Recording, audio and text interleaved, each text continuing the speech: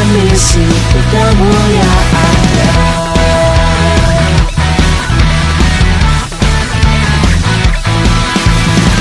Zaman terus berubah, tak menentu arah.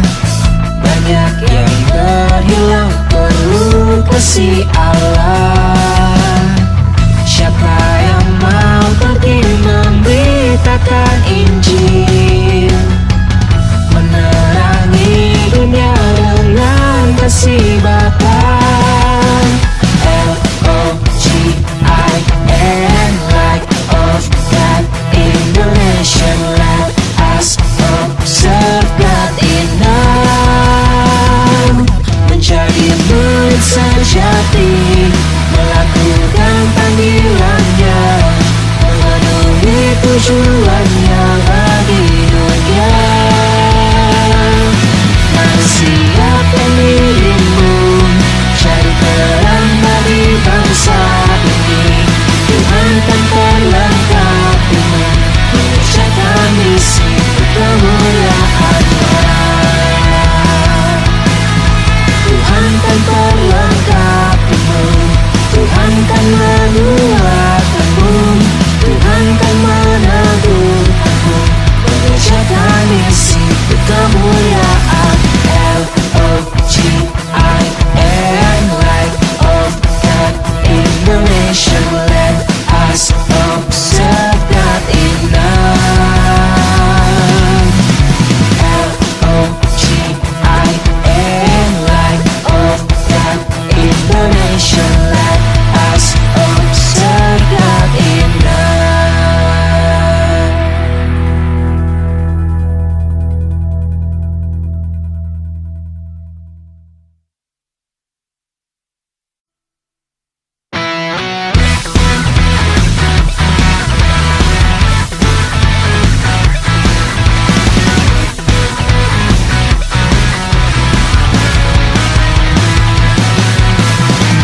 Zaman terus berubah, tak menentu arah. Banyak yang terhilang, perlu kasih Allah. Siapa yang mau pergi memberitakan Injil, menerangi dunia dengan kasih Bapa. L-O-G-I-N, light of God in the nation. Let us observe God in them. Menjadi murid sejati, melakukan panggilannya, memenuhi tujuannya bagi dunia. Mari siapkan dirimu, cari terang bagi bangsa ini. Tuhan kan perlengkapimu, mengerjakan misi kemuliaan-Nya.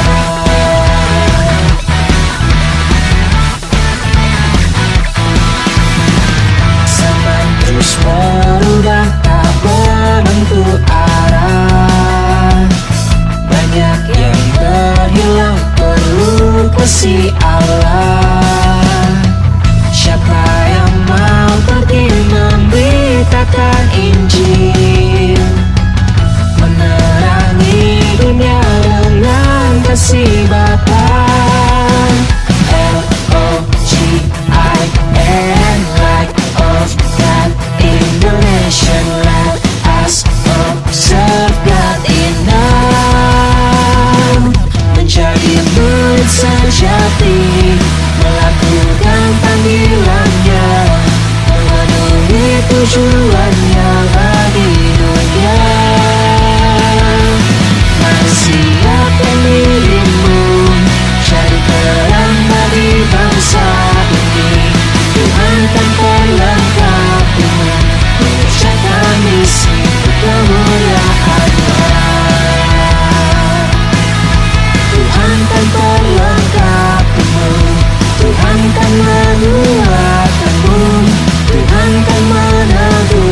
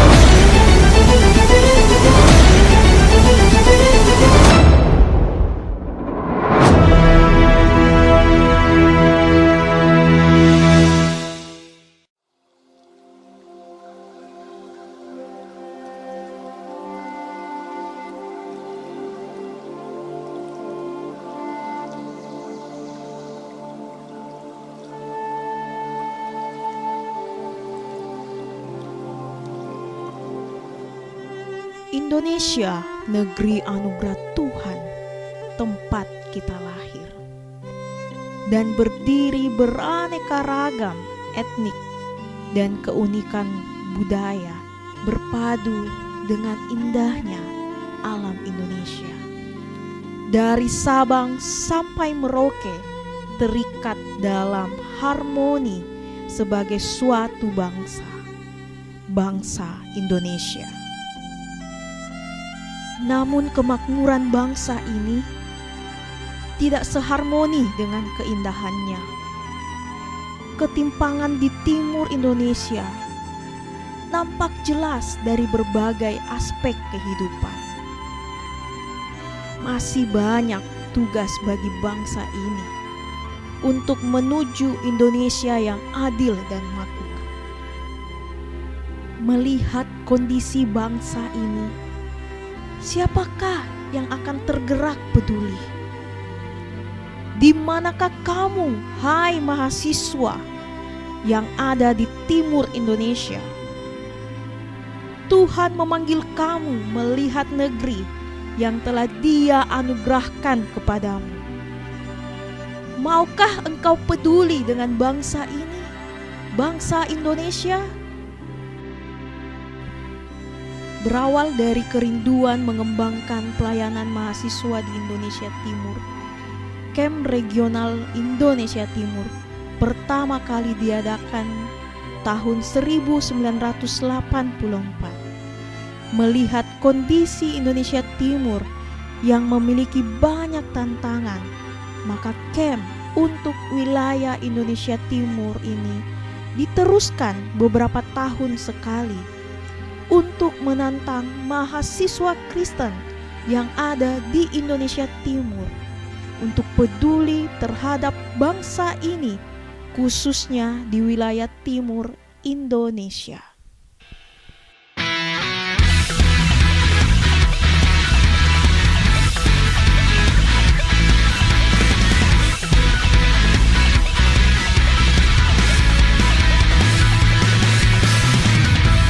Untuk yang pertama kalinya, Camp Kepemimpinan Indonesia Timur dilaksanakan secara virtual dan disiarkan secara langsung dari Travelers Hotel Pinisi Makassar.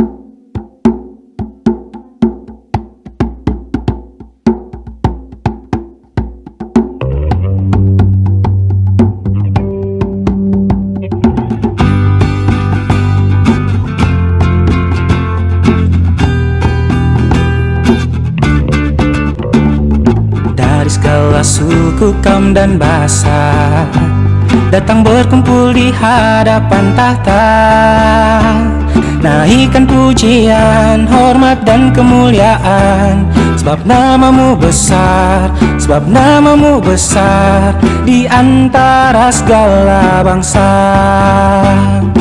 Dari segala suku, kaum dan bahasa datang berkumpul di hadapan tahta, naikkan pujian, hormat dan kemuliaan, sebab namamu besar, sebab namamu besar di antara segala bangsa.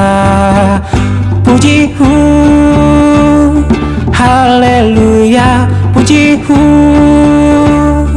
haleluya, sebab namamu besar, sebab namamu besar di antara segala bangsa.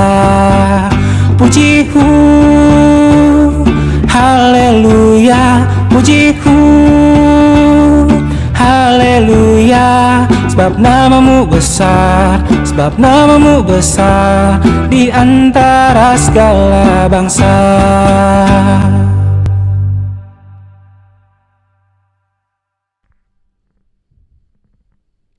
Shalom rekan-rekan mahasiswa se-Indonesia Timur. Selamat datang dalam Camp Kepemimpinan Indonesia Timur 2021.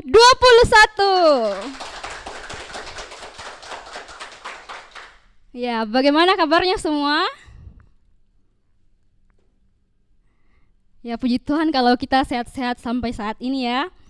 Ya, untuk sekedar informasi, kami yang berada di studio saat ini telah melakukan swab dan tentu saja juga tetap mengikuti protokol kesehatan. Ya, luar biasa ya, Kakit tahun ini bisa kita laksanakan dari daerah kita masing-masing. Walaupun kita tidak bisa berkumpul secara langsung, tapi saya harap tidak mengurangi sukacita dan semangat kita untuk sama-sama diperlengkapi dalam Kakit tahun ini. Ya, ada beberapa hal yang perlu kita perhatikan selama acara Kakit kita pada hari ini dan 4 hari ke depan. Mungkin kakak-kakak dan teman-teman yang belum sesuai dengan format nama yang telah disampaikan, mohon untuk segera diubah. Dan juga bagi kakak-kakak dan teman-teman yang belum mengaktifkan kameranya, ayo diaktifkan kameranya, supaya kita bisa juga melihat wajah-wajah semangat dari kakak-kakak dan teman-teman semua. Ya, ayo diaktifkan kameranya. Ya, terima kasih. Oke, untuk melengkapi semangat kita pada pagi hari ini, saya punya jargon untuk kakak-kakak dan teman-teman semua. Ya, saya mau minta tolong Kakak Resti untuk membantu kita. Jadi kalau saya katakan Kakit 2021, kakak-kakak dan teman-teman aktifkan mic dan juga ikuti gerakan dari Kak Resti. Kita katakan, kami siap like of God in the nation. Sudah paham ya? Jadi sekali lagi kalau saya katakan Kakit 2021, kami siap like of God in the nation. Ya, sudah paham ya? Kita coba. Kakit 2021, kami siap like of God in the nation. Ya, sekali lagi.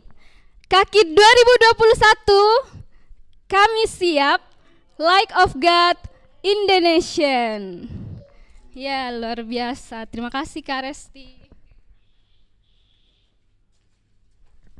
Nah, karena sudah semangat pagi-pagi untuk ikut Kakit hari ini, sepertinya belum lengkap kalau kita belum melihat wajah-wajah dari peserta dari setiap kota di seluruh Indonesia Timur ini. Bagaimana kalau kita menyapa masing-masing kota? Ya, jadi nanti kalau saya sebutkan masing-masing kota, kakak-kakak dan teman-teman peserta dari kota tersebut mohon untuk raise hand. Oh ya, fitur raise hand itu ada di reaction. Jadi setelah nanti saya beralih lagi ke kota lain, bisa low hand lagi. Sudah paham ya? Jadi sekali lagi, nanti kalau saya sebut asal kotanya, kakak-kakak dan teman-teman peserta langsung raise hand. Paham ya? Oke. Langsung saja saya mulai. Saya mau menyapa kakak-kakak dan teman-teman peserta dari kota yang terkenal dengan keelokan alamnya, dari Ambon. Ya, mana kakak-kakak dan teman-teman dari Ambon?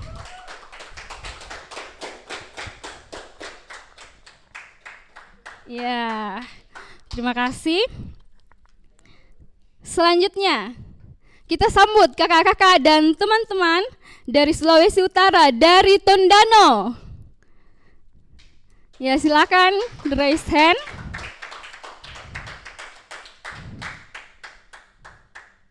Oke, kakak-kakak dan teman-teman yang lain juga boleh kasih reaction juga. Nah, selanjutnya masih di Sulawesi Utara, kita sambut kakak-kakak dan teman-teman dari Manado. Ya, silakan raise hand. Ya, terima kasih. Selanjutnya kita sambut kakak-kakak dan teman-teman dari Gorontalo.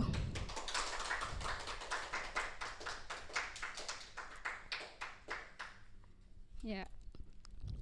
Nah, sekarang kita bergeser sedikit ke daerah Sulawesi Tengah.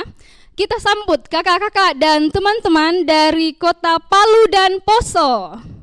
Ya, silakan raise hand. Ya, terima kasih.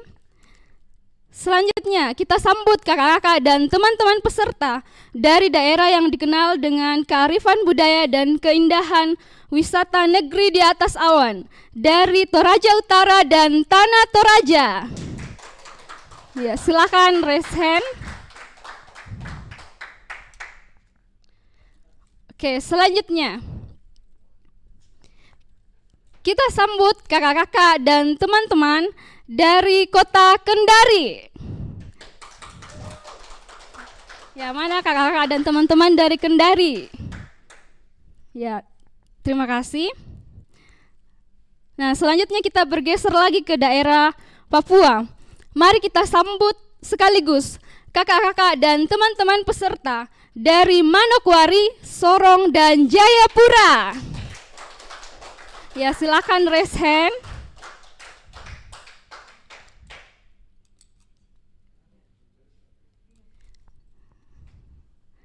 Nah, selanjutnya kita sambut kakak-kakak dan teman-teman peserta dari Kalimantan, dari kota Samarinda. Ya, terima kasih. Selanjutnya kita sambut kakak-kakak dan teman-teman dari daerah yang terkenal dengan keindahan Labuan Bajo, dari NTT. Ya, silakan raise hand.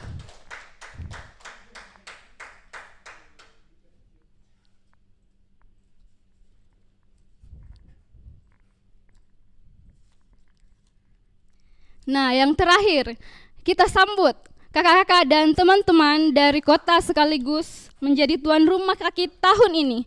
Kita sambut dari Makassar. Ya, silakan raise hand.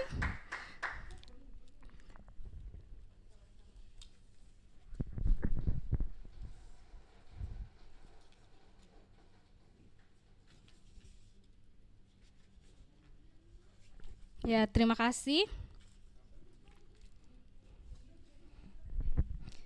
Terima kasih untuk antusias dan semangat dari kakak-kakak, staf, dan teman-teman peserta. Ya, baik, saya akan membacakan rangkaian acara pembukaan KAKIT 2021 pada saat ini, yaitu yang pertama pembukaan yang sedang berlangsung, yang kedua laporan Ketua Panitia KAKIT 2021, dan yang ketiga sambutan-sambutan, dan yang keempat ibadah eksposisi 1.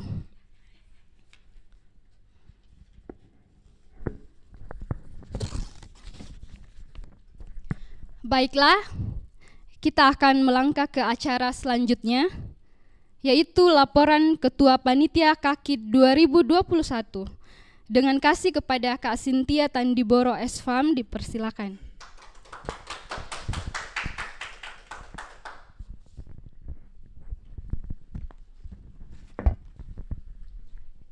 Shalom rekan-rekan.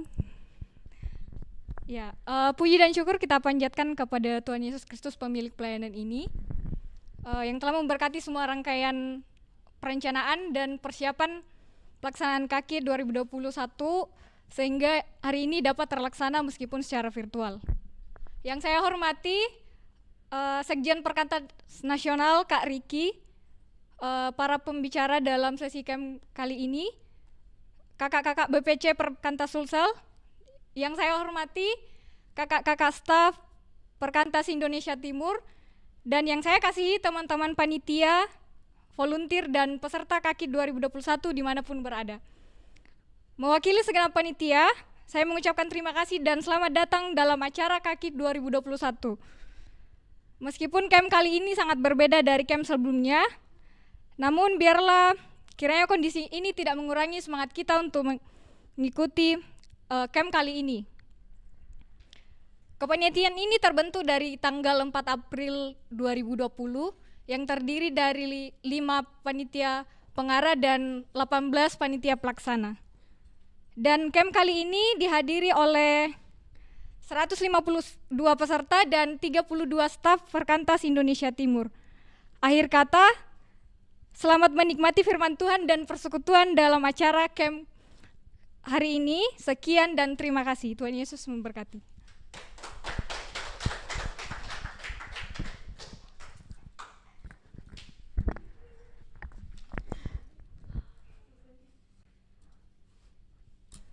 Ya, terima kasih kepada Kak Cynthia. Tuhan Yesus memberkati.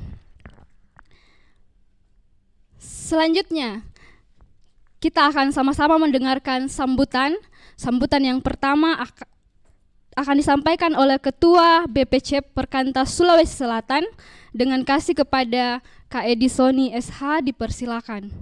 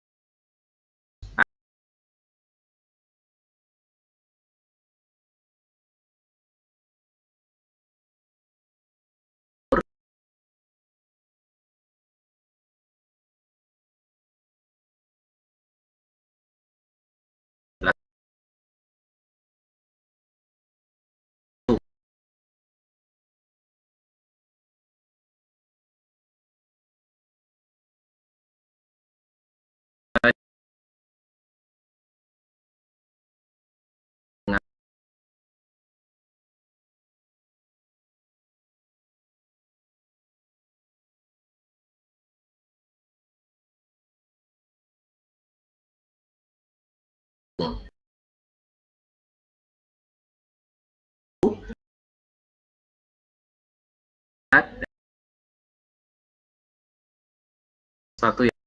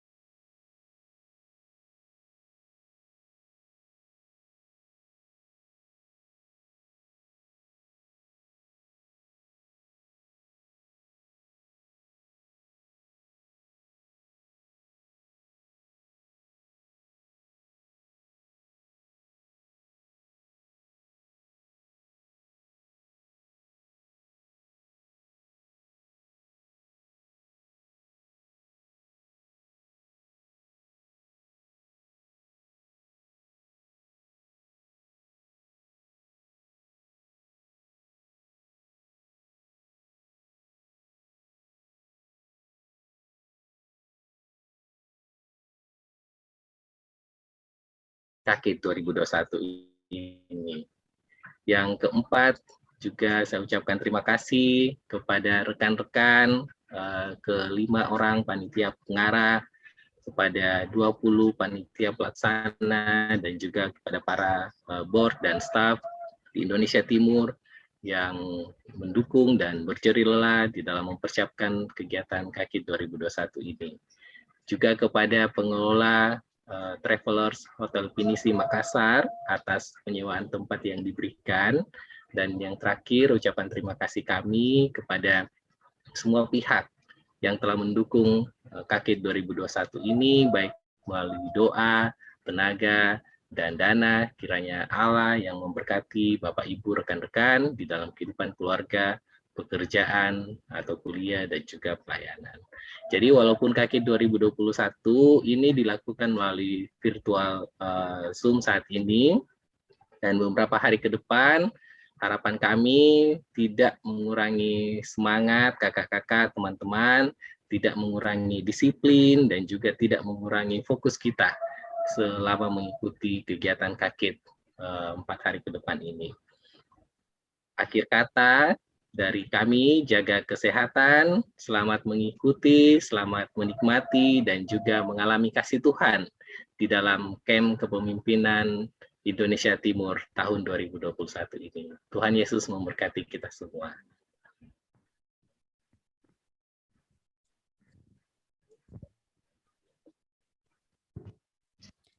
Ya, terima kasih kepada Kak Sony. Tuhan Yesus memberkati.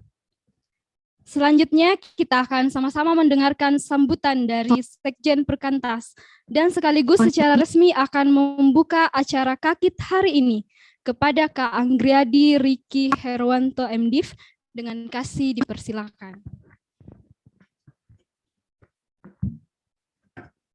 Ya, shalom teman-teman sekalian. Selamat pagi, shalom rekan-rekan staf dan juga peserta, juga para pengurus BPC, juga hamba-hamba Tuhan, narasumber yang sudah hadir dan bersama-sama akan mengikuti camp ini. Ya, teman-teman, kalau kita melihat di dunia sekarang, kita ini sedang memasuki sebuah dunia yang bergerak di era teknologi yang menuntut kepiawaian dalam pemanfaatannya. Nah, contoh saja camp kita saat ini ya, kita terpaksa atau dipaksa untuk dapat memanfaatkan perkembangan teknologinya dengan adanya pandemi tanpa harus kehilangan esensi keyakinan bahwa Allah sanggup hadir di rumah kita masing-masing melalui interaksi kita lewat Zoom. Sehingga kekecewaan kita dapat sedikit terobati karena tidak mungkin memaksakan untuk kita bertatap muka meskipun tidak berkerumun ya.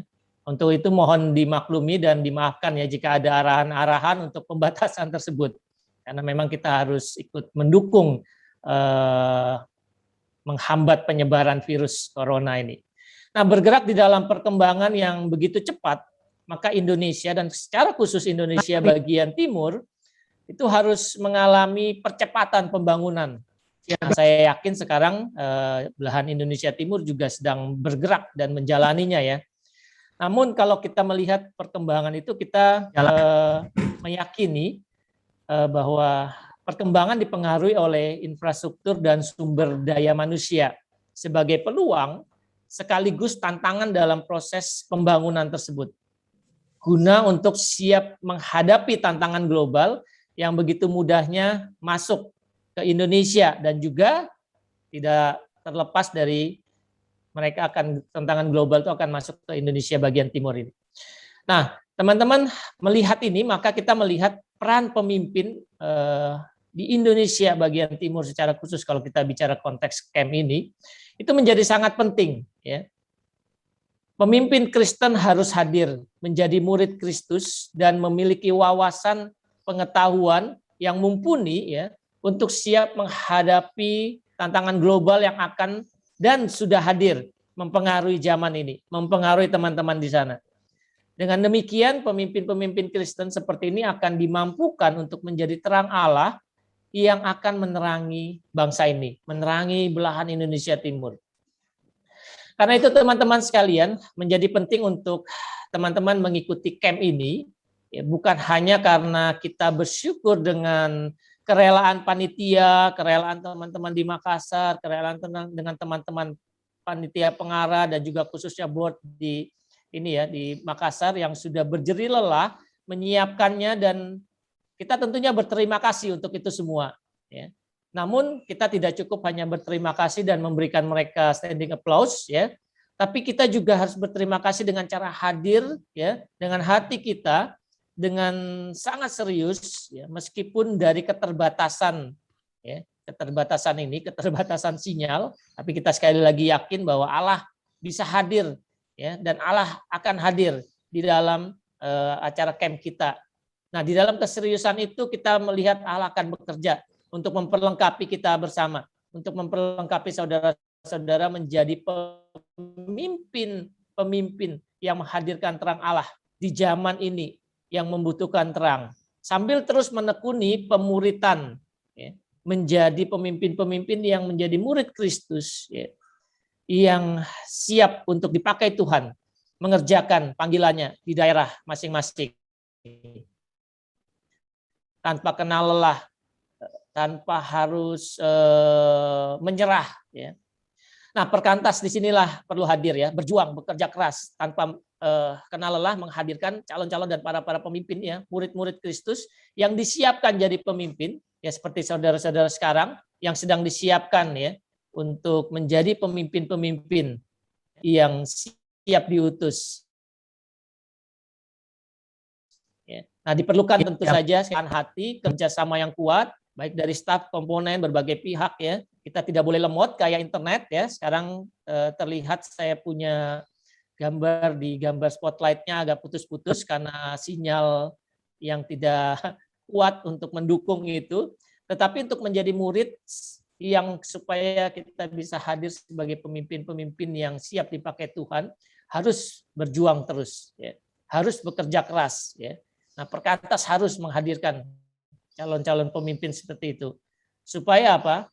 Zaman yang memerlukan pemimpin ini untuk menghadirkan terang itu bisa hadir melalui pelayanan kita, melalui pemuritan yang kita kerjakan. Terang Allah harus dihadirkan. Nah, itu sebabnya teman-teman kegerakan pemuritan ya harus terus dikerjakan, harus terus diperjuangkan supaya kita bisa menyiapkan pemimpin-pemimpin demikian. Nah, melalui camp ini kita akan diingatkan kembali dan diajak kembali untuk melihat panggilan ini, untuk melihat dan mempersiapkan diri lebih jauh setelah kita mengalami proses pemuritan dan terus bergerak, terus maju di dalam mengerjakannya. Kita harus tekun, kita harus siap berkorban, kita perlu rohani yang kokoh untuk menghadapi tantangan zaman global ini, dan bagaimana kemudian kita menjadi pemimpin-pemimpin, teman-teman dipersiapkan untuk hadir bagi Indonesia Timur. Selamat mengikuti camp kepemimpinan Indonesia. Fasilitasi ini supaya banyak pemuda-pemuda, mahasiswa-mahasiswa yang hadir bagi Indonesia Timur dan juga bagi bangsa Indonesia dan bagi dunia.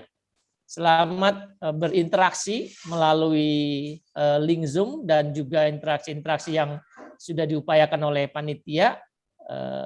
Terima kasih untuk panitia yang sudah berjerih lelah, dan dengan ini kita akan membuka camp ini pagi hari ini di dalam nama Tuhan Yesus. Tombol.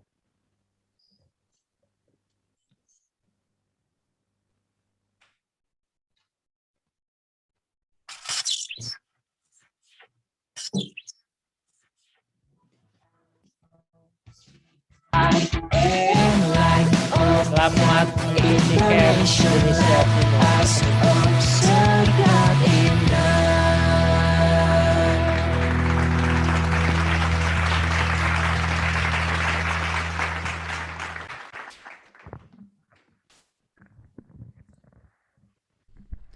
Ya, terima kasih kepada Kak Riki. Tuhan Yesus memberkati. Sekarang kita akan melangkah ke acara selanjutnya, yaitu ibadah eksposisi 1. Eksposisi dari Kejadian 1 dengan tema Login. Mari mempersiapkan diri kita.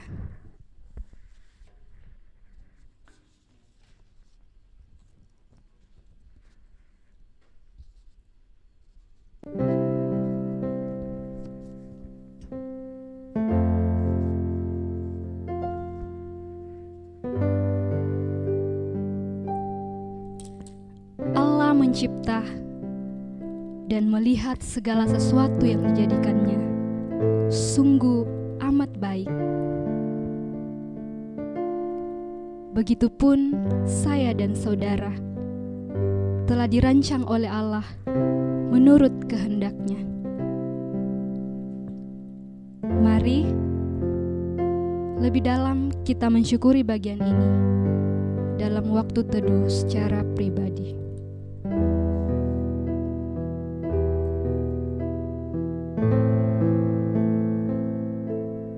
Mari bersyukur untuk rancangan Tuhan yang luar biasa bagi kita, untuk karyanya yang boleh kita rasakan hingga saat ini. Mari bersyukur.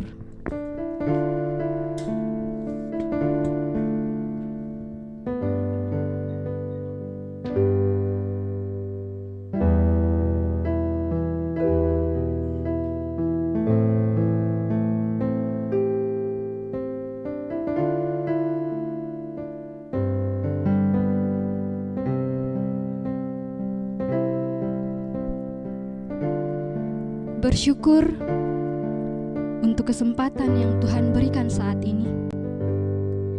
Ia mengizinkan kita untuk mengikuti Camp Kepemimpinan Indonesia Timur sebagai wadah yang memperlengkapi kita untuk semakin memahami rancangannya dalam hidup ini. Mari bersyukur.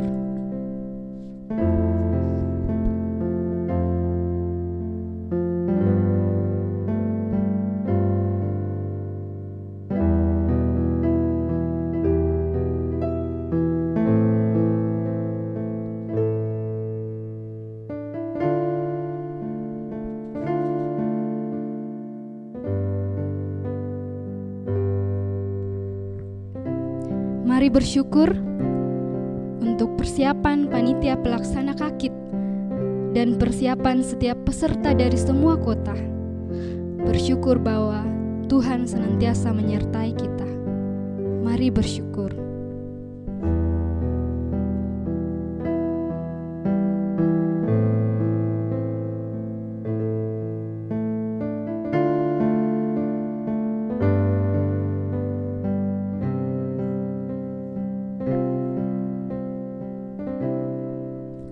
Amin.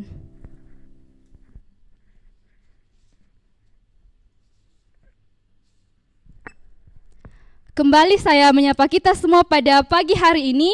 Shalom dan selamat pagi.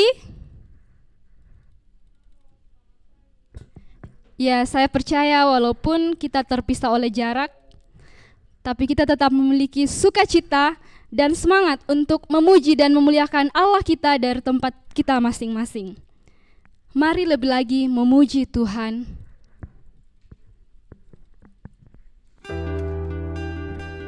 Biarlah sukacita itu boleh kita nyatakan dalam puji-pujian kita kepadanya. Dialah Tuhan dan Allah yang menciptakan segala sesuatu, dan oleh kehendak-Nya semuanya itu ada.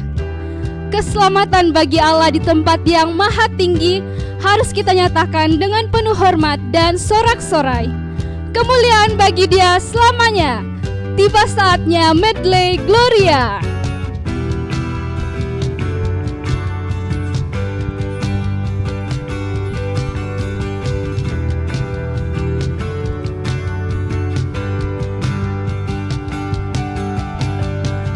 Tiba saatnya kami berkumpul bersatu dari segenap suku dan bangsa, berdiri di hadapan tata anak domba, satu suara menyatakan keselamatan bagi Allah yang duduk dan bertata. Kami naikkan pada anak domba pujian dan kekuatan, hormat dan kekuasaan, kemuliaan bagi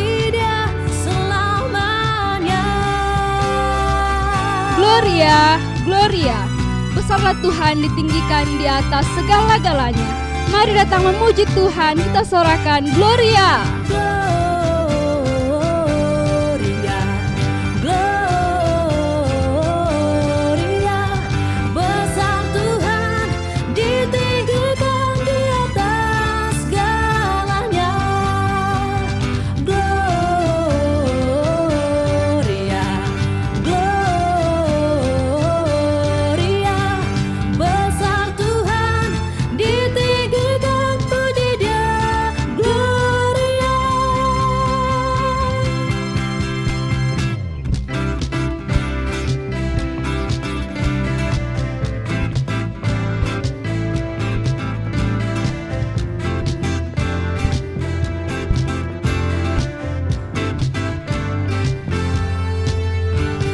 Kami datang bawa pujian, bersama memuji-Mu Tuhan. Satukan suara dan nyanyikan sorak kemenangan. Kami datang bawa pujian, bersama memuji-Mu Tuhan. Satukan suara dan nyanyikan sorak kemenangan. Gloria, Gloria, besar Tuhan, ditinggikan di atas segalanya. Gloria, Gloria, besar Tuhan, ditinggikan, puji Dia, Gloria.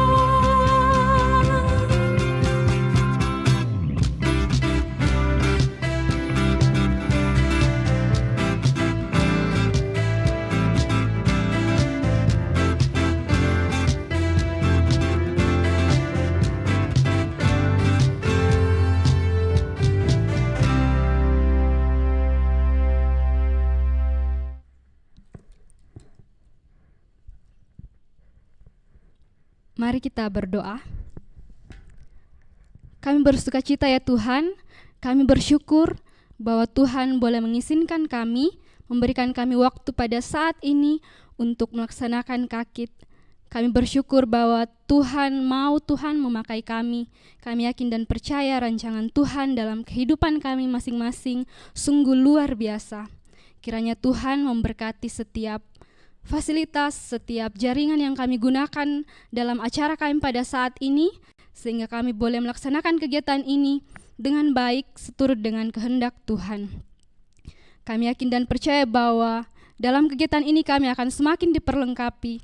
Oleh karena itu Tuhan, berikan kami semangat, berikan kami sukacita untuk mengikuti kegiatan ini sampai selesai. Ya Tuhan, seluruh rangkaian kegiatan kami hari ini dan 4 hari ke depan, kami serahkan ke dalam tangan Tuhan. Ini yang menjadi doa kami. Dalam nama Tuhan Yesus kami berdoa. Amin.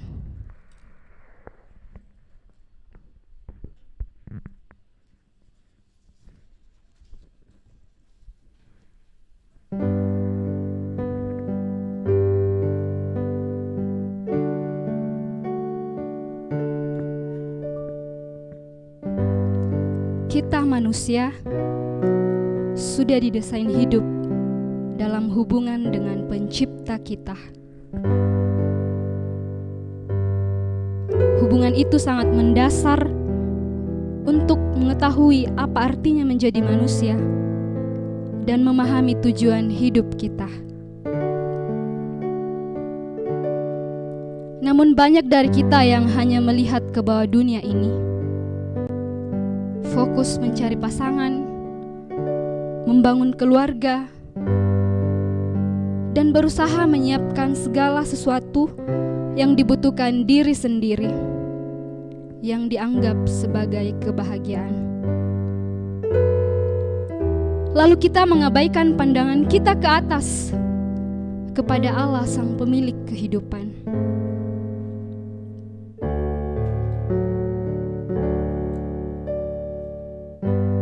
Terkadang kita gagal memahami mandat Allah untuk mengelola dan memelihara ciptaannya. Kita menggunakan alam ciptaannya hanya untuk kepentingan diri sendiri. Benar, kita memanfaatkan alam yang Tuhan berikan, tetapi dalam pemanfaatan itu, kita malah merusaknya. Dalam masa-masa saat ini pun, ada kalanya kita lupa mempersiapkan diri kita menjadi terang melalui profesi kita nanti. Kita hanya berfokus untuk keuntungan diri sendiri.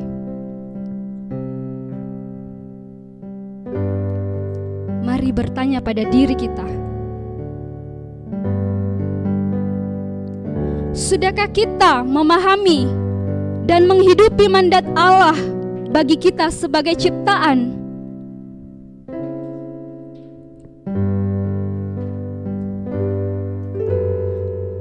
Apakah tujuan hidup kita sudah merefleksikan, merepresentasikan, bahkan terhubung kepada Allah, Sang Pencipta? Mari kita tunduk sejenak dan merenungkannya di hadapan Tuhan.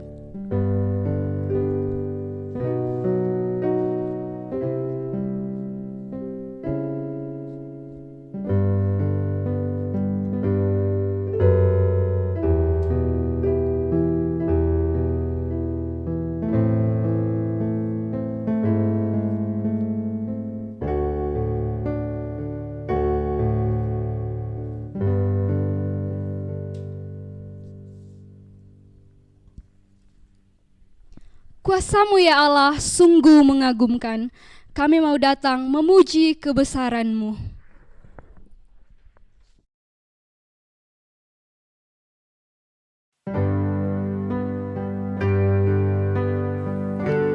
Kami memuji kebesaran-Mu.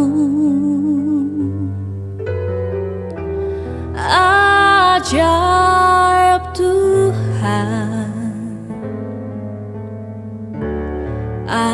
ajaib Tuhan. Kami memuji kebesaran-Mu. Ajaib Tuhan, ajaib Tuhan. Kami memuji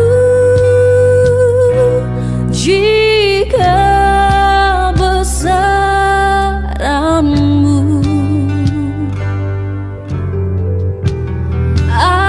Ajaib Tuhan, ajaib Tuhan. Kami memuji kebesaran-Mu.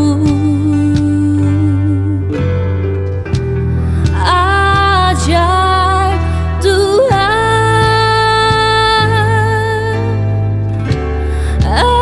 ajaib Tuhan.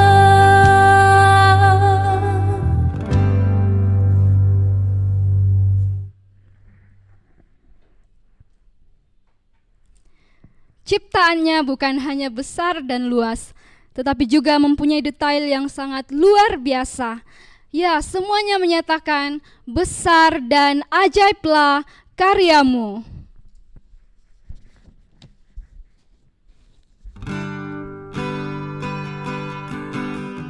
Alam semesta adalah bentangan keindahan yang sangat luar biasa. Semuanya itu dirancangkan dengan penuh kreativitas. Engkaulah Tuhan pemilik dan pencipta semua itu. Biarlah segala bangsa sujud kepadamu, sebab Engkaulah Allah yang kudus, layak disembah. Besar dan ajaiblah karyamu. Besar dan ajaiblah karyamu, adil dan benarlah jalanmu. Raja segala bangsa yang maha kuasa, mulia namamu.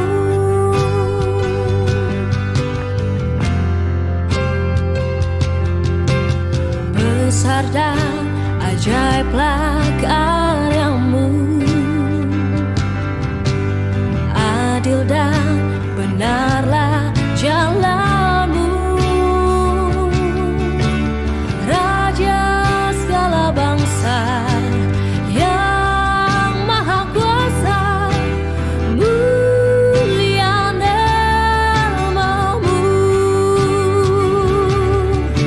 Layaklah segala bangsa sujud kepadamu,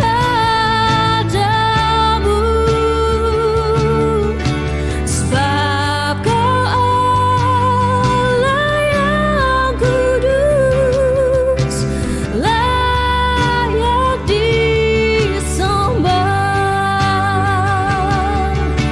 Layaklah segala bangsa sujud kepadamu,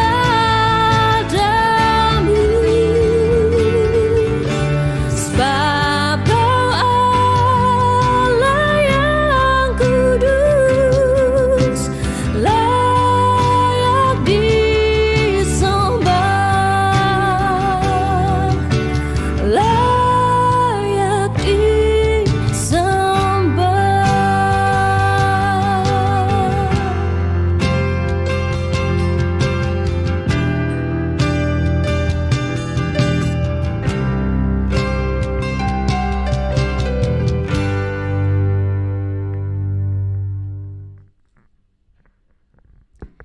Saat ini kita akan mendengarkan sharing firman dalam eksposisi 1 kepada Bapak Pendeta Wahyu Pramudia, dengan kasih dipersilakan. Kita berdoa terlebih dahulu ya. Tuhan Yesus, terima kasih untuk pagi hari ini karena mulai eksposisi kami. Biarlah hati dan pikiran kami dicerahkan oleh Roh Kudus sehingga kami bisa mengerti firman. Kami memulai percakapan kami pada pagi hari ini di dalam nama Tuhan kami, Yesus Kristus. Amin.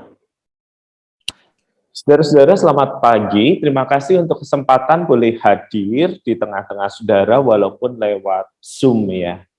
Indonesia bagian timur itu adalah tempat yang begitu dengan begitu banyak orang dengan suara dan penampilan yang baik. Anda mesti bangga terkait eksposisi-eksposisi yang ada di mana saja setelah pergi di Indonesia bagian timur, saudara-saudara. Saudara-saudara, nama saya Wahyu Pramudia, saya pendeta Jemaat GKI Ngagel, Surabaya, tetapi Anda boleh menyebut saya dengan panggilan WP gitu aja ya, untuk mempermudah percakapan kita, saudara-saudara. Saya akan share screen agar materi ini lebih mudah untuk diikuti. Di tempat Anda juga sudah ada mestinya handout-nya.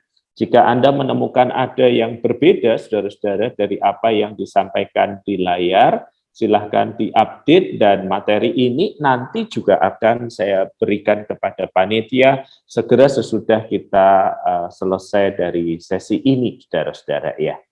Kalau Anda memakai media sosial, saudara-saudara, ada dua tempat di mana kita bisa berkenalan lebih lanjut. Yang pertama, yang sesuai dengan nama saya, @Wahyu Pramudia, adalah sebuah akun relasi, saudara-saudara ya, baik yang bicara tentang relasi secara khusus juga bukan hanya bagi kalangan sendiri, tetapi juga bagi rekan-rekan yang lain. Yang kedua adalah @pdtwp, itu akun ministry saya, saudara-saudara. Oh iya, saya berbicara dari Surabaya, saudara-saudara, nggak bisa hadir, juga Anda juga tidak bisa hadir secara fisik. Saudara-saudara, saya ingin mulai dengan berbagi gambar ini. Saya yakin sebagian dari Anda familiar. Ini tempat di mana sih? Boleh nggak saya kasih kesempatan Anda untuk chat sebentar? Anda tahu ini tempat di mana nggak? Satu tempat yang ketika saya pergi ke sana, menurut saya ini salah satu tempat yang paling bagus di Indonesia, saudara-saudara. Anda mungkin berencana nanti suatu kali potret prewedding di sana, silahkan, tempatnya bagus banget. Nah, semoga Anda tidak berkonflik. Nah, kalau Anda berkonflik, tinggal Anda dorong aja, udah nyebur saudara-saudara ke danau yang ada di situ. Sungguh sebuah tempat yang indah, saudara-saudara, seperti mayoritas tempat di Indonesia bagian timur lainnya. Coba ya saya lihat kolom chatnya ya, ada pada tahu nggak? Oh iya, tentu sebagian orang-orang yang dari sono tahu tuh.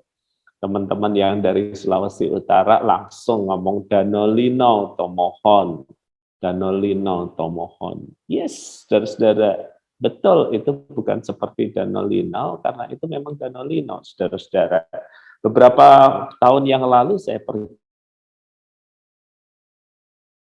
ke tempat itu. Saudara-saudara, suatu kali sebelum masa pandemi, saya ada di dalam sebuah perjalanan, saudara-saudara. Dan ketika saya ada di dalam sebuah perjalanan itu, maka saudara-saudara untuk menuju ke pesawat di mana saya akan terbang dari Surabaya ke Jakarta itu, waktu itu sebelum pandemi, saudara-saudara, maka kami itu mesti naik bus. Dan waktu itu, saudara-saudara, tiket kami itu, penerbangan kami itu sudah di-delay, saudara-saudara, sekitar 2 jam. Kalau orang Jawa Timuran bilang, murah kok jaluk selamat, murah kok minta sesuatu yang baik, saudara-saudara. Jadi ketika dipanggil untuk masuk ke bus itu, kondisi emosi kami sedang dalam keadaan yang kurang baik. Karena sudah telat 2 jam, cuma diberi biskuit supaya kami sekuat macan, saudara.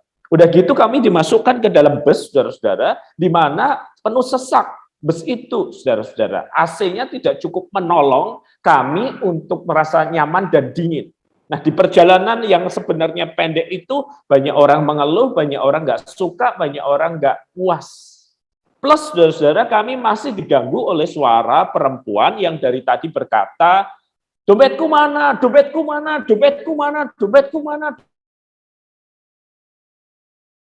dompetku mana, diulang-ulang terus, saudara-saudara, itu seolah nggak berhenti. Jadi pria yang ada di depan saya bertatapan mata dengan saya dan mengarahkan pandangan saya untuk melihat ke agak belakang, saudara-saudara. Seorang ibu-ibu mungkin usianya udah 60 tahun, saudara-saudara, tetapi dandanannya mengejutkan dan mengagumkan, saudara-saudara.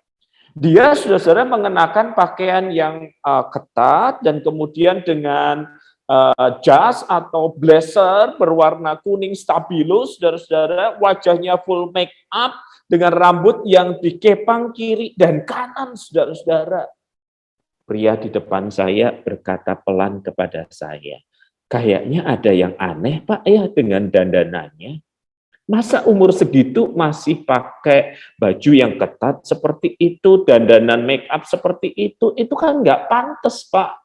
Kayaknya ada yang salah deh Pak dengan perempuan itu.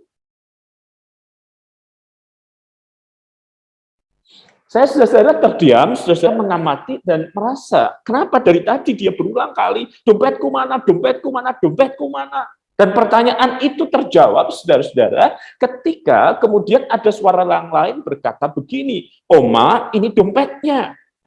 Saya menengok kaget melihat seorang gadis remaja, saudara-saudara, dengan dandanan yang sama persis. Berbaju agak ketat, blazernya menyala, rambut dikuncir, tetapi bedanya ini 16-17 tahun, yang satu 60-an.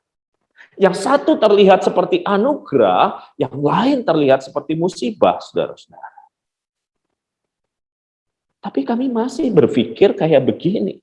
Kenapa ya dia mau di usia yang sudah tidak muda lagi didandani seperti itu? Si anak remaja itu kemudian berkata begini, kita pakaiannya sama persis ya Oma ya, kita pakaiannya itu seragam ya Oma ya. Oh, berarti ini bajunya janjian antara si anak remaja dan juga si omanya. Tetapi kenapa Oma mau didandani semenor itu? Mengapa Oma mau didandani dengan dandanan yang cocok hanya untuk remaja sebenarnya? Pertanyaan itu terjawab, saudara-saudara, ketika kami turun dari bus, si Oma kembali bertiap lagi. Tasku mana? Ketika tasnya diberikan, dia buru-buru buka, saudara-saudara, dia angkat KTP-nya. Lalu dia berkata begini, untung KTP-nya ketemu ya. Aku jadi ingat sekarang siapa namaku. Berarti dia pikun. Kalau nama saja tidak dia ingat, apalagi umur. Kalau nama saja tidak dia ingat, umur tidak dia ingat, apalagi pakaian yang pantas untuk dia. Saudara-saudara, ketika kita tidak ingat identitas kita akan menerima saja apa yang diberikan orang lain kepada kita. Sekali lagi, ketika kita tidak ingat siapa diri kita, maka kita akan menerima begitu saja apa yang dikenakan orang lain pada diri kita. Ketika kita tidak memahami siapa identitas kita di dalam Tuhan, maka dunia ini akan mengenakan apa saja yang menurut dunia ini pantas untuk kita kenakan, tetapi itu tidak pantas kalau kita ingat identitas kita sebagai anak Tuhan. Ingat siapa dirimu, ingat siapa diri Tuhanmu, dan itulah yang membentuk identitas kita.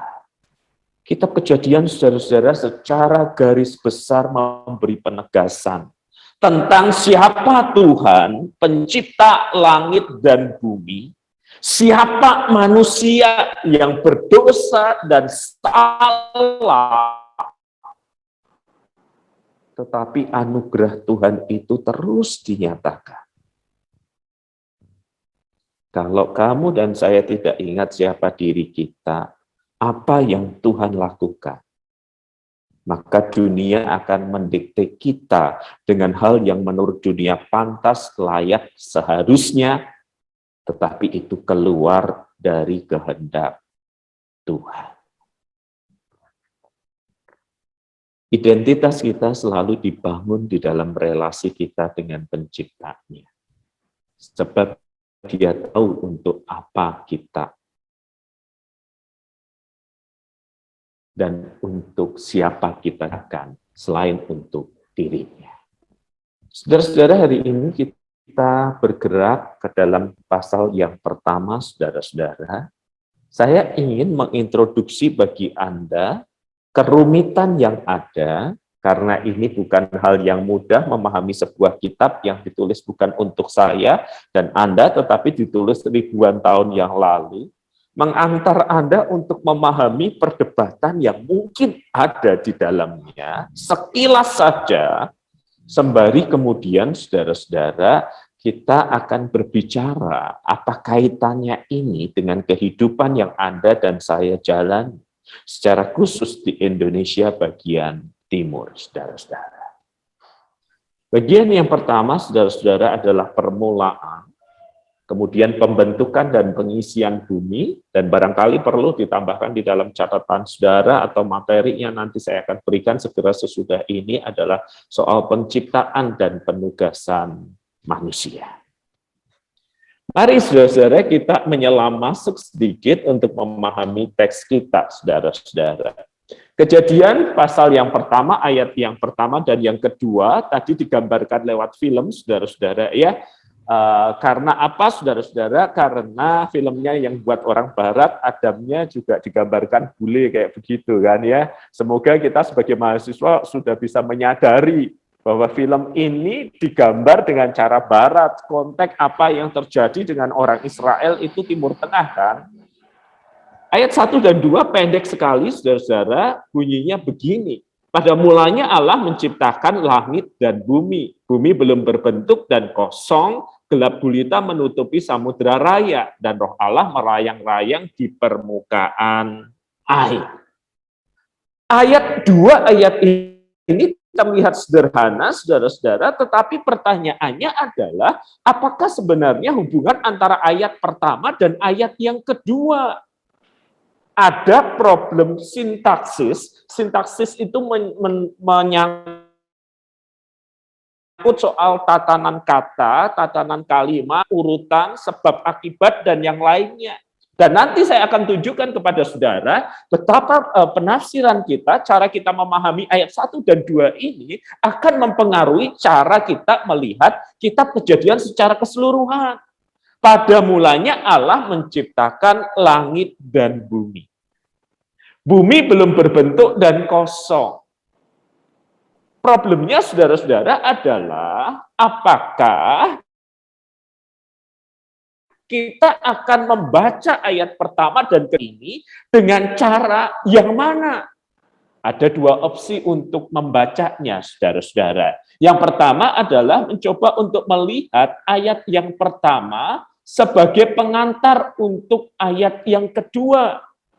Sehingga kalau dibaca demikian menjadi pada mulanya ketika Allah menjadikan langit dan bumi belum berbentuk dan kosong.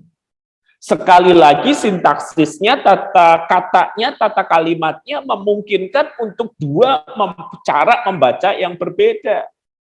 Pada mulanya ketika Allah menjadikan langit dan bumi belum berbentuk dan kosong. Kalau ini cara pembacaan yang kita pilih, saudara-saudara, cara menafsirkan yang kita pilih, maka kita tahu penciptaan itu bukan creatio ex nihilo, diciptakan dari sesuatu yang tidak ada sebagaimana yang kita pahami selama ini, tetapi penciptaan itu berupa penataan ulang bumi yang belum berbentuk dan kosong, Ibraninya tohu wabohu itu sebagai substansi praeksistensi. Jadi kalau Anda membaca tafsiran kitab Kejadian, ya, kalau ada pendekatan yang seperti ini. Karena sintaksis ayat pertama dan kedua ini dipahami, ini kalimat pengantar untuk ayat yang kedua. Penciptaan berarti penataan ulang bumi yang belum berbentuk dan kosong ini ditata, dirapikan. Pendekatan yang mungkin tidak familiar bagi kita, tetapi sebagai mahasiswa saya ingin mempersiapkan Anda untuk melihat segala sesuatu dari beberapa sudut pandang, saudara-saudara. Sementara cara membaca yang kedua barangkali lebih familiar dengan kita. Ayat pertama itu sebagai kalimat independen, sehingga kalimatnya berbunyi, pada mulanya, permulaan sejarah dan waktu itu Allah menciptakan langit dan bumi.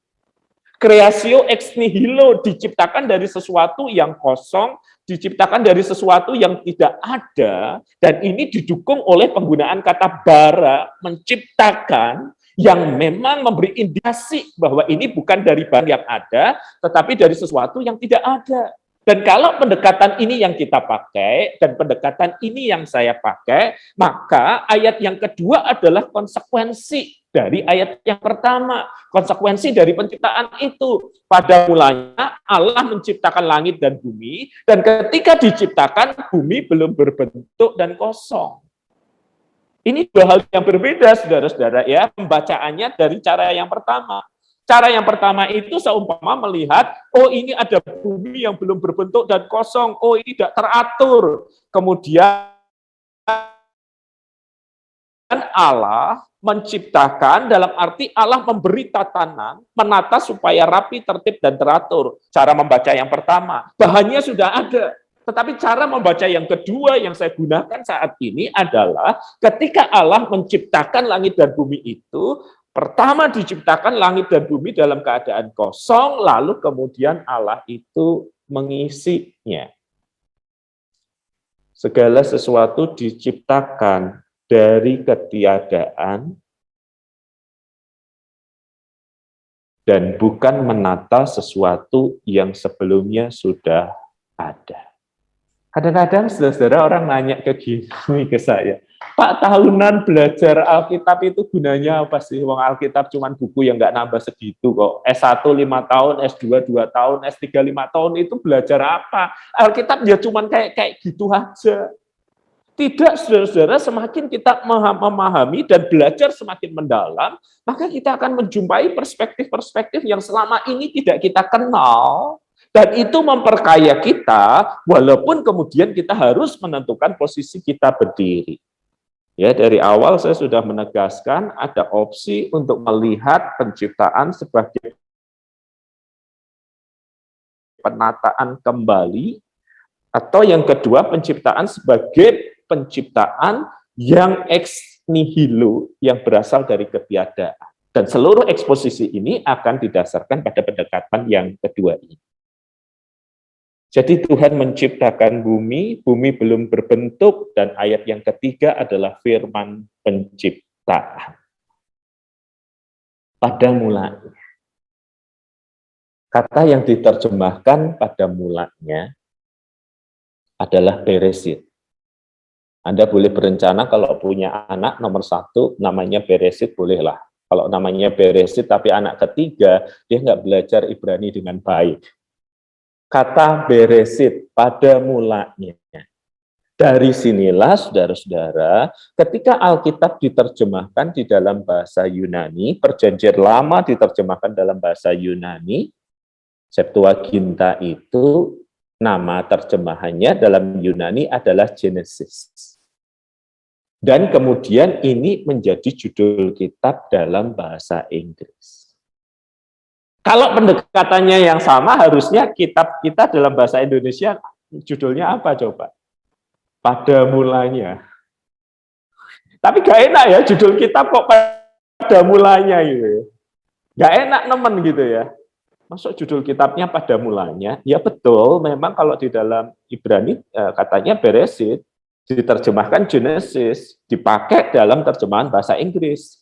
Nah, terjemahan kita di dalam bahasa Indonesia nampaknya lebih melihat pada beberapa hal mendasar yang awal, yaitu soal kejadian. Makanya namanya Kejadian. Saudara-saudara mesti ngerti hal yang mendasar ini ya, dari mana nama ini berasal. Dan pada mulanya, maka kalimat yang kedua adalah Allah, Elohim. Elohim itu bentuknya jamak, bukan tunggal. Tetapi uniknya kata bara itu menciptakan yang ex nihilo itu bentuknya singular, tunggal. Apa pentingnya ini, Pak? Pentingnya kita bagi orang Kristen untuk melihat adalah sewal penggunaan kata Allah yang plural itu selain adalah gaya bahasa yang disebut pluralistic majesty untuk menggambarkan kehormatan yang luar biasa, juga mengandung indikasi awal bahwa Allah yang kita layani dan kasihi itu adalah Trinitas dan Tritunggal atau apapun istilah Anda menyebutnya. Dan tiga ini bukan tiga Allah, tetapi satu. Maka kata menciptakan bara itu tunggal. Nah, ini yang perlu kita pahami, saudara-saudara ya. Di dalam kata bahasa Indonesia, saya makan, kata makannya sama. 3 orang makan, kata makannya sama. Tetapi kalau dalam struktur Yunani, kata kerja itu akan berubah seiring dengan tunggal atau jamak.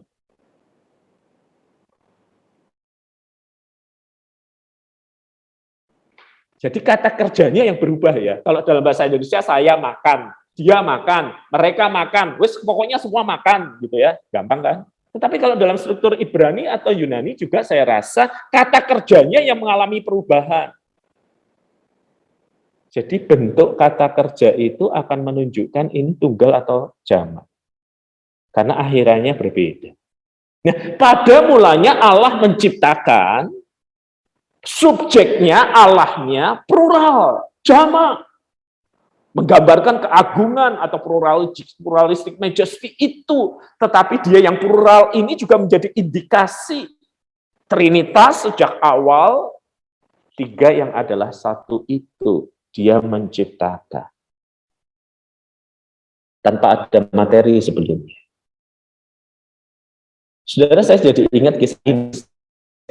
Kisah tentang seorang ilmuwan yang begitu luar biasa hebat.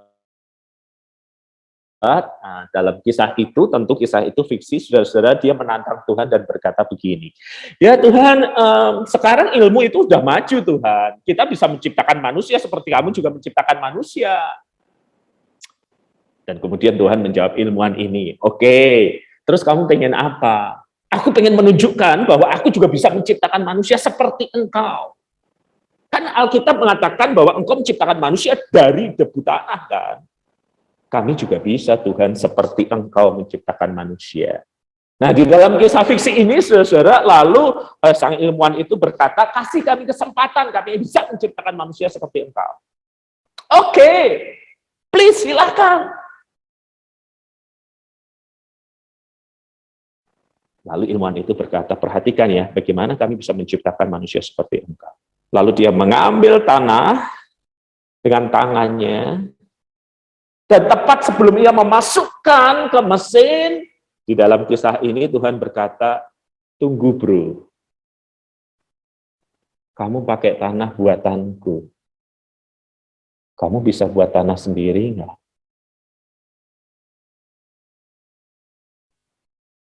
Saudara-saudara, kreatio ex nihilo, penciptaan dari ketiadaan, hanya mungkin dilakukan sang pencipta kehidupan. Manusia hanya bisa menemukan, menggabungkan sesuatu dari yang sudah ada, mengolahnya, dan itu menjadi luar biasa. Tetapi dia pencipta yang tidak diciptakan, dia menciptakan dari ketiadaan. Manusia menemukan invention, penemuan, penggabungan dari sesuatu yang sudah ada dengan sesuatu yang sudah ada untuk menghasilkan sesuatu yang baru. Itu perbedaan antara pencipta dan ciptaan. Pencipta bisa menciptakan sesuatu dari ketiadaan, manusia menciptakan sesuatu dari yang sudah ada. Nah, sekarang kita tengok saudara-saudara ya. Kitab Kejadian ini kan secara tradisional diatribusikan kepada Musa sebagai penulisnya dan ada di dalam konteks Israel kuno. Sebenarnya kalimat ini ngajarin apa sih saudara-saudara? Pada mulanya Allah menciptakan langit dan bumi. Ingat orang Israel itu hidup di tengah bangsa-bangsa yang memuja ciptaan. Dewa mereka, dewa matahari, dewa bulan, dewa-dewa binatang berbentuk manusia tetapi kepalanya binatang dan sejenisnya. Dan ayat ini saudara ketika diproklamasikan hendak menegaskan kayak begini. Yang kamu sembah orang-orang di sekitar Israel adalah dewa-dewa ciptaan. Mereka itu ciptaan. Ciptaan tidak layak disembah. Yang layak disembah cuma pencipta. Jadi bagi konteks Israel kuno, saudara, ketika mereka memuja dewa matahari, dewa bulan, dewa yang kepalanya kuda, dewa yang kepalanya harimau, dewa yang kepalanya binatang lain, elang, dan yang lainnya, Kitab Kejadian pasal pertama menegaskan mereka semua itu ciptaan, tidak layak diilahkan, tidak layak disembah. Jadi sejak kalimat pertama, kita diperkenalkan siapa Tuhan dan mengapa dia layak disembah. Soalnya dia pencipta. Barang-barang yang lain yang didewakan manusia adalah ciptaan yang tidak layak untuk disembah. Politeisme, keyakinan bahwa ada banyak Allah, sudah dipatahkan sejak kalimat pertama dan yang kedua. Karena sebelum Allah tidak ada sesuatu yang lain, bukan? Sebelum Allah menciptakan tidak ada sesuatu yang lain. Dan juga saudara, penegasan ini menjadi jawaban bagi Materialisme dan naturalisme itu apa sih Pak? Begini saudara-saudara, seiring dengan waktu manusia itu berpikir bahwa misalnya materialisme yang nyata yang ada itu ya yang bersifat materi. Roh nggak ada, dan kalau roh nggak ada, setan nggak ada, Tuhan pun juga nggak ada. Naturalisme juga mengatakan hal yang kurang lebih sama. Yang nyata, yang kelihatan itu ya alam. Jangan bicara tentang sesuatu yang tidak kelihatan. Jadi mereka yang menghayati paham materialisme dan naturalisme itu menolak realita yang spiritual, saudara, realita yang supranatural. Dan ini mewujud membentuk dalam sebagian ilmuwan tertentu yang mengatakan ya alam ini sudah ada dari dulu, saudara-saudara, terus terbentuk dengan sendirinya, bukan diciptakan oleh satu pribadi, tetapi ada sejak dahulu. Energi itu kekal, bukan? Tidak akan bisa hilang, hanya akan berubah bentuk, misalnya kayak begitu. Atau saudara ada di dalam keyakinan bahwa manusia dan segala ciptaan itu terus berkembang dan tidak perlu Allah di dalam evolusi yang terjadi itu. Hanya ada hukum alam saja. Kalimat pertama, pada mulanya Allah menciptakan langit dan bumi, memberi penegasan. Hanya ada satu Allah yang layak disembah, Sang Pencipta. Bukan ciptaan, bukan benda-benda alam yang layak disembah. Dan sekaligus menegaskan keterkaitan antara Allah dan dunia ini. Sehingga kalau manusia menolak dan tidak percaya kepada Allah, maka kepercayaannya dia alihkan kepada siapa? Kepada alam, kepada benda-benda materi yang dia bisa lihatkan, saudara-saudara. Ateisme, A tanpa teis Tuhan, selalu berasumsi Tuhan itu harus ada dan keberadaannya kemudian ditolak. Dan kadang-kadang itu yang mewakili ada di belakang semangat materialisme dan naturalisme. Dan sekarang ini laku pada zaman ini. Anda bisa membaca banyak buku, termasuk di toko-toko buku populer, nama tertentu, isu ateisme modern. Rata-rata bertitik tolak dari pola pikir materialis dan naturalis. Yang ada yang kelihatan, yang nggak kelihatan nggak ada. Sedangkan Alkitab berkata, yang nggak kelihatan itu, Allah Sang Pencipta itu yang membuat kita ada. Jadi, saudara-saudara, tidak ada penciptaan tanpa pencipta. Mungkin nggak sih, saudara-saudara, gelas di dapur tiba-tiba dalam sebuah malam berganti posisi dan membentuk koreografi tertentu sesuai tanggal harinya. Tiba-tiba gelas itu tersusun seperti tanggal harinya. Oh, hari ini tanggal 14 misalnya. Nggak mungkin. Ya. Kalau ada gelas itu berubah posisi, pasti ada yang menggerakkan. Dan keteraturan alam yang begitu luar biasa ini, tidak mungkin kecuali ada pencipta yang berakal budi. Dan tidak ada ciptaan tanpa pencipta. Hal-hal mendasar yang seringkali sudah ditolak seiring dengan perkembangan zaman.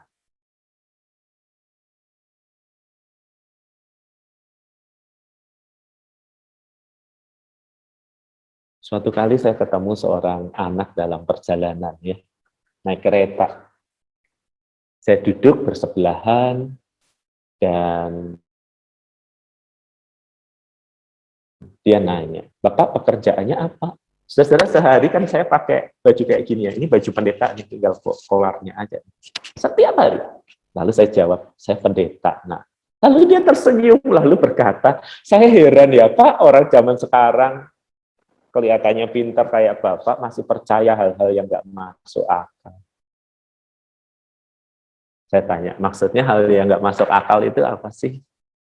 Ya Tuhan, Pak. Mosok ya masuk akal, orang nggak terlihat, kok dipercaya?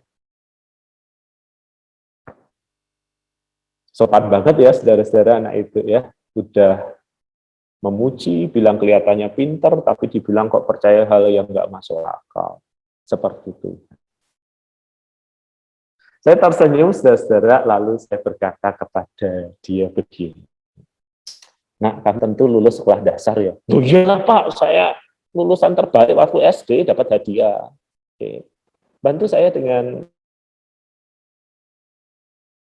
matematika yang sederhana. Ini berapa, Nak? 5, Pak. Ini berapa? 5. Oke, 5 kali 5 berapa, Nak? Lalu dia jawab, pertanyaan apa itu? Saya bilang jawab aja. Berapa 5 kali 5, Nak? 25, Pak. Langsung saya selamatin dia. Luar biasa, kamu hebat sekali. Aduh Pak, jangan lebay lah, semua orang juga 5 kali 5, 25, Pak.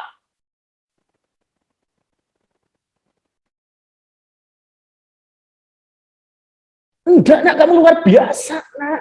Kamu bisa menjawab itu dengan baik. Kenapa saya bilang kamu luar biasa? Karena kamu bisa menjawabnya bahkan ketika kamu tidak punya otak. Dia lalu emosi dan berkata begini, Bapak jangan ngomong orang sembarangan, nggak punya otak dong. Lalu saya tersenyum, lalu berkata, tenang, Nak. Kamu tadi mengatakan yang nggak terlihat itu nggak ada, kan? Otak kamu nggak terlihat oleh saya. Kalau saya pakai pola pikir yang sama, saya mengatakan otakmu nggak ada, kan? Dia diam. Makanya kalau cerdas banget, walaupun kamu nggak punya otak. Saudara, mungkin percakapan itu nggak terasa sopan ya, saudara ya. Maklum saya juga lagi lelah sih. Udah lelah, capek di perjalanan masih dibilang, bagaimana mungkin orang bisa percaya sesuatu nggak kelihatan. Anak muda ini. Saya pun nggak melihat otakmu, tapi saya percaya itu ada kok. Tidak ada penciptaan tanpa pencipta, tidak ada ciptaan tanpa pencipta. Dan semoga nanti pria itu jatuh cinta ya. Nah, kenapa Pak? Kalau jatuh cinta lebih rumit lagi. Gimana dia harus menunjukkan cintanya kalau itu sesuatu yang abstrak tetapi sebenarnya ada. Dan semoga dia patah hati kalau. Supaya lebih sadar lagi bahwa ada sesuatu yang tidak ada, patah hati, tetapi bisa mempengaruhi hidupnya. Patah hati kan nggak pernah kelihatan kan, masa kelihatan hatinya patah gitu kan ya. Yang kedua, saudara, mari kita lihat bagaimana penulis kitab Kejadian itu yang secara tradisional diatribusikan kepada Musa itu, dia menata kalimat demi kalimat dengan bagus banget, saudara-saudara. Ya, perhatikan ini gitu ya. Nah, tiap kali kita membaca diciptakan dalam hari pertama, hari kedua, hari ketiga. Semua hari yang nggak pakai hari Sugianto, hari Mulyono, dan yang lainnya, selalu kemudian perdebatannya itu soal ini, saudara. Yang dimaksud hari itu apa sih? Ada yang mengatakan hari itu ya 6 kali 24 jam, yaitu 144 jam harafiah. Loh, waktu itu, waktu pertama kali diciptakan kan belum ada matahari, belum bisa dihitung 24 jam. Lalu ada yang mengatakan hari itu 24 jam dalam satu hari, tetapi jarak antar hari ini tidak terdefinisikan. Ada juga yang mengatakan, oh kalau begitu ini ada depth Q, maksudnya ada kesenjangan. Ingat ya, cara pembacaan sintaksis pertama yang saya jelaskan tadi ya. Hari pertama dan kedua itu apa sih? Ada gap teori yang memahami bahwa hari pertama, ayat pertama itu bumi diciptakan, terus iblis jatuh ke dalam dosa, hari yang kedua itu kemudian baru ditata ulang. Ya, ada yang kayak begitu, saudara-saudara. Ada yang mengatakan ini hari dari arti zaman geologi, zaman ini, zaman ini, zaman ini. Ini hari dalam makna berurutan, tapi mengungkapkan gagasan penciptaan. Ini hari-harinya Tuhan, bukan hari manusia. Sudah, saudara-saudara, kalau Anda mau memahami ini, silahkan cek buku terbitan dari literatur perkantas Jawa Timur, 7 hari yang memisahkan sejarah. Kompleks banget perdebatannya. Dan saya encourage Anda sebagai mahasiswa Fokus pada ini loh, saudara-saudara. Bagaimana susunan dari ayat ini ditata dengan sangat baik. Hari yang pertama terang, kemudian diciptakan langit, air di bawah, daratan, dan tumbuhan. Itu bagiannya. Yang keduanya, hari yang keempat, benda-benda penerang. Saya tahu pertanyaan Anda, kalau ada terang, nggak ada benda penerang, dari mana Pak? Ya, pertanyaan-pertanyaan yang bersangkut paut dengan makna hari tadi kan, kemudian ada burung, dan kemudian ada binatang dan manusia. Lihat ditatanya. Penataan yang sangat sistematis ini untuk menunjukkan bahwa catatan Alkitab ini sampai kepada kita untuk menggambarkan betapa mulia dan berkuasanya Tuhan. Lihat ya, dalam konteks hidup orang Israel kuno yang dikelilingi oleh politeisme itu, tindakan urutan penciptaan hendak menunjukkan bahwa apa yang mereka maknai sebagai ilah atau dewa yang berkuasa pada waktu itu, dewa terang, dewa gelap, dewa langit, dewa laut, dewa daratan, dewa tumbuhan, dewa matahari, dewa bulan, dewa binatang, satu persatu ditolak eksistensinya. Mereka bukan yang ilahi, mereka diciptakan sesuai dengan urutan yang ditetapkan Sang Pencipta. Satu persatu yang dianggap dewa, ditunjukkan oleh penulis kitab Kejadian bahwa mereka ciptaan, yang diciptakan menurut pola yang ditentukan oleh Sang Pencipta yang sebenarnya.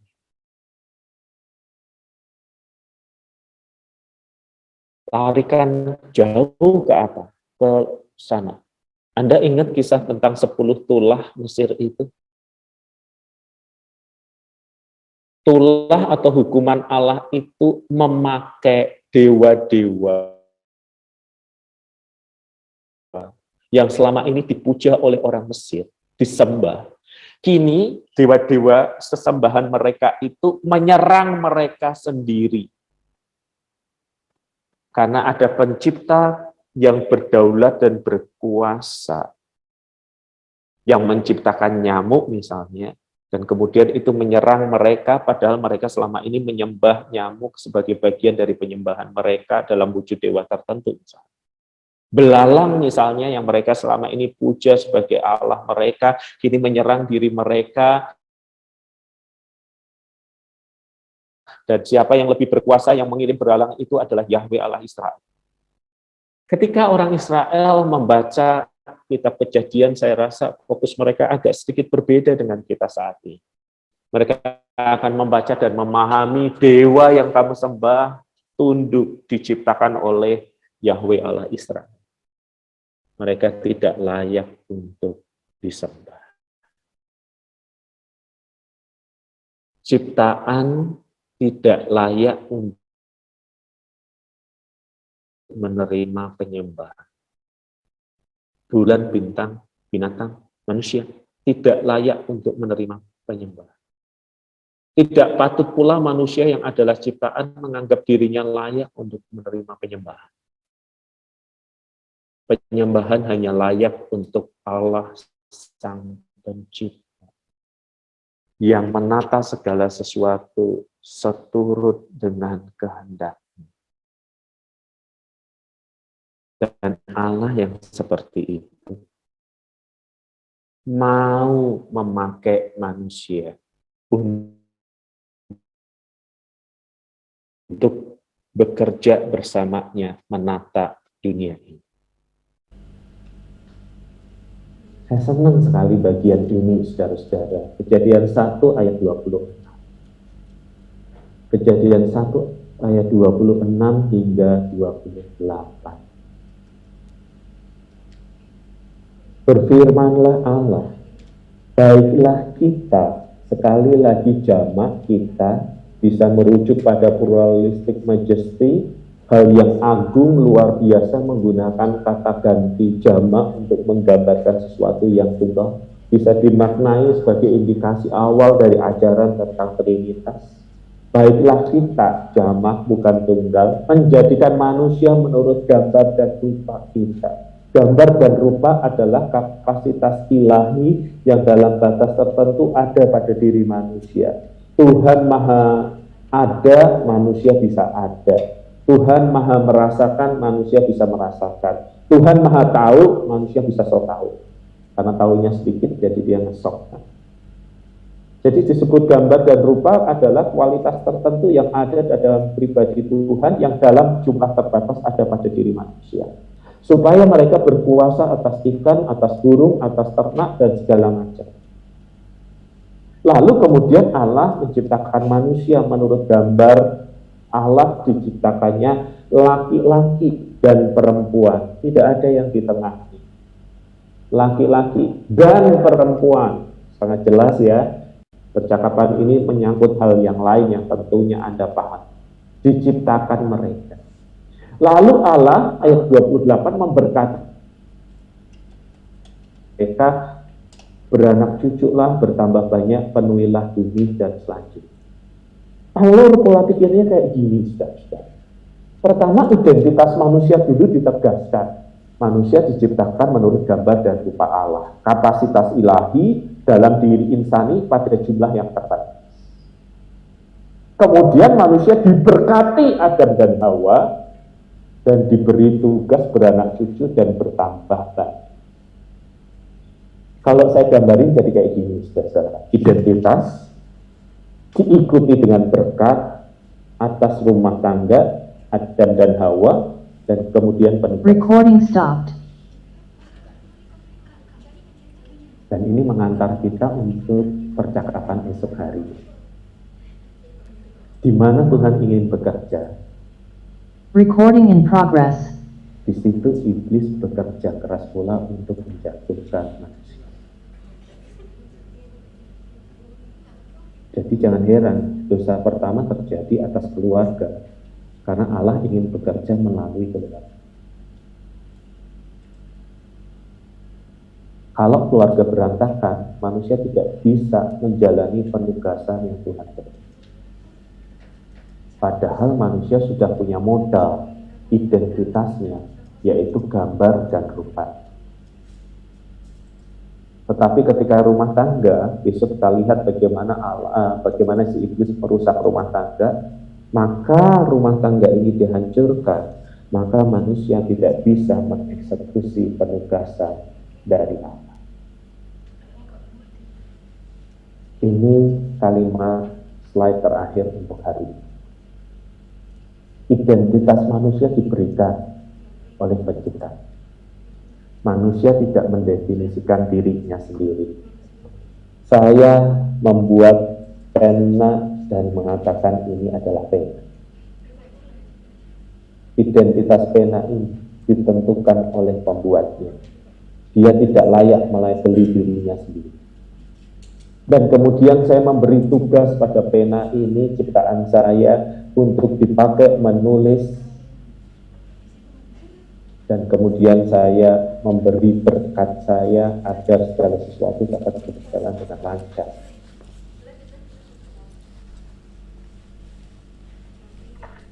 Ketika manusia lepas dari relasinya dengan penciptanya, ketika manusia tidak sadar akan identitas diri,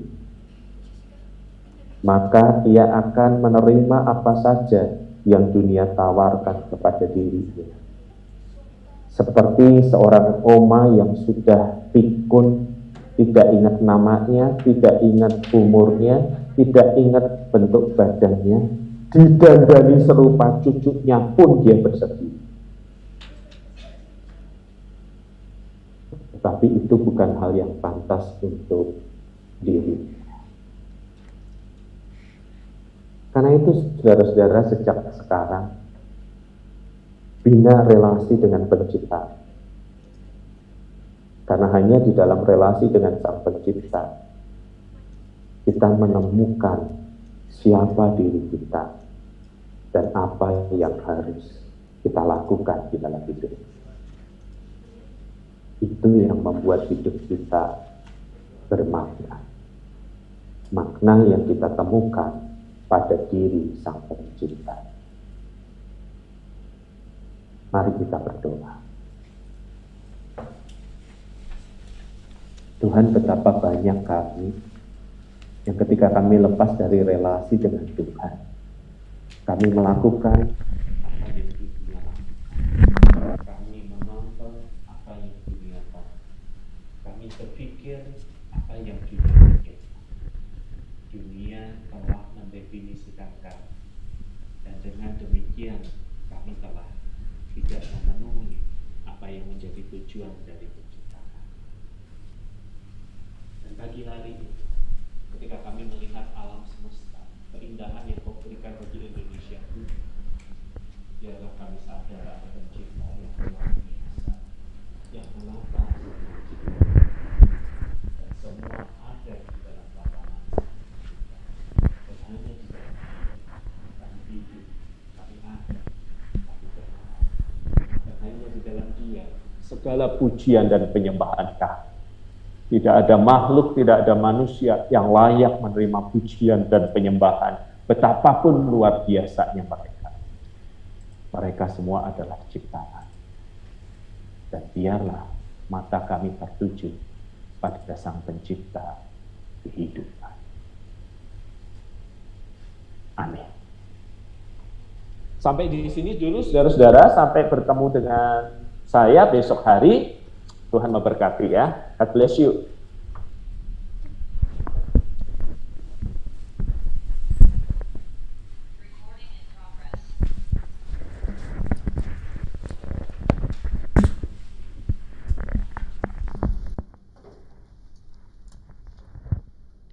Ya, terima kasih kepada Bapak Pendeta yang telah membagikan firman Tuhan pada saat ini.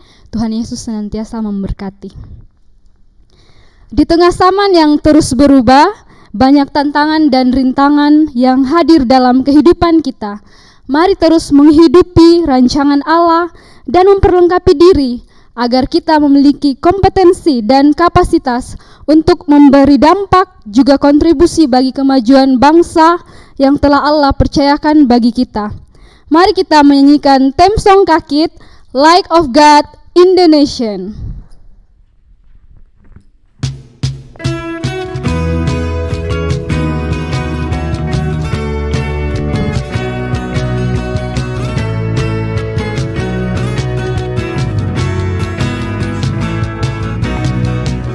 Zaman terus berubah, tak menentu arah.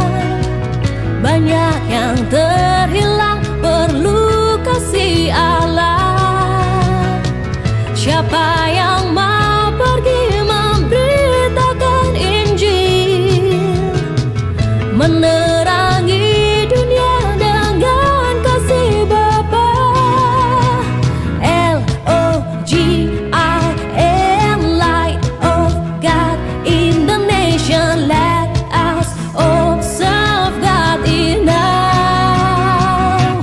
Menjadi murid sejati, melakukan panggilannya, memenuhi tujuannya bagi dunia.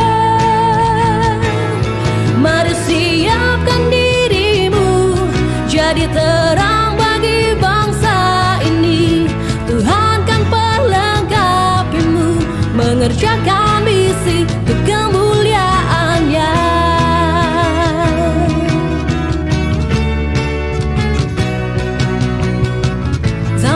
Terus berubah, tak menentu arah. Banyak yang terhilang, perlu kasih Allah.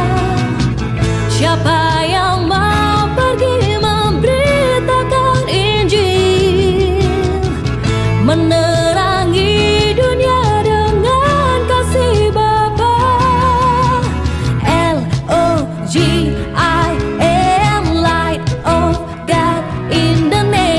Let us observe God in now.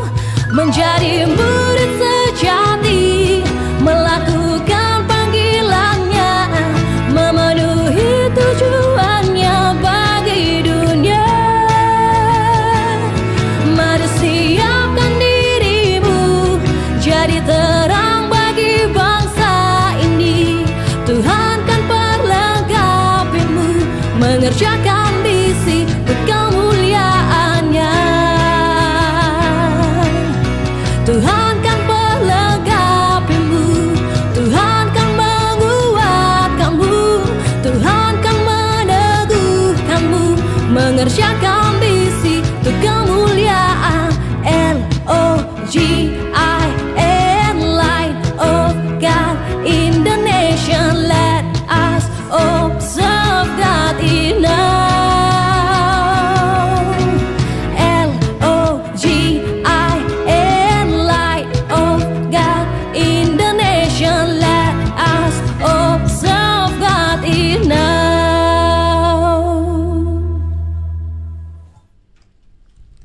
Demikianlah ibadah kita hari ini. Tuhan Yesus memberkati kita semua. Saya kembalikan kepada panitia.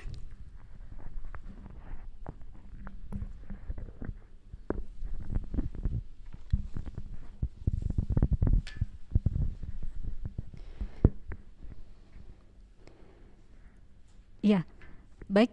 Terima kasih untuk kehadiran kita bersama-sama, teman-teman dan kakak-kakak.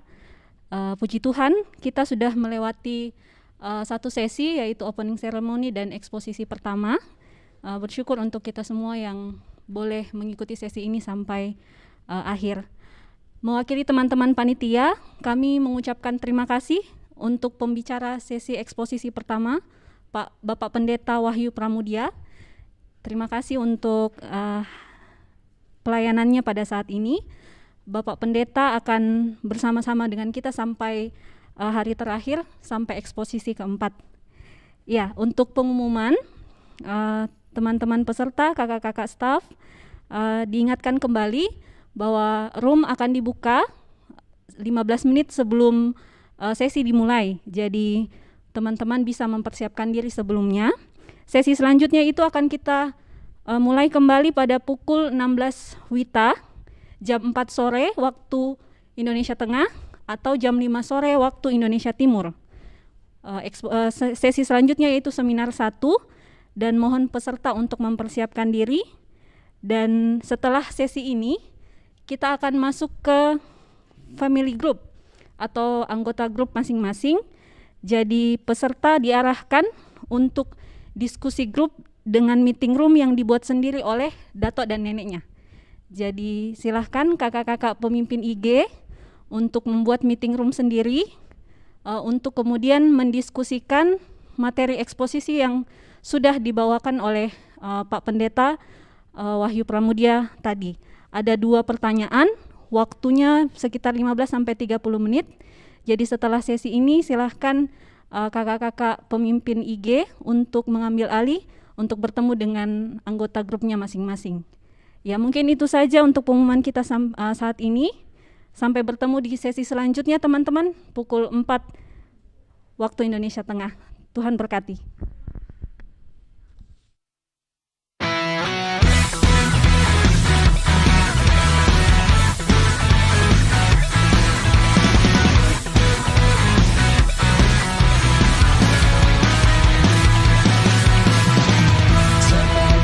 Berubah tak menentu arah, banyak yang terhilang, perlu kasih Allah. Siapa yang mau pergi memberitakan Injil, menerangi dunia dengan kasih Bapa. L-O-G-I-N, Light of God in the nation, let us observe God in us. Menjadi murid sejati, melakukan panggilannya, memenuhi tujuannya bagi dunia. Mari siapkan dirimu, jadi terang bagi bangsa ini. Tuhan kan perlengkapimu, mengerjakan misi kemuliaan.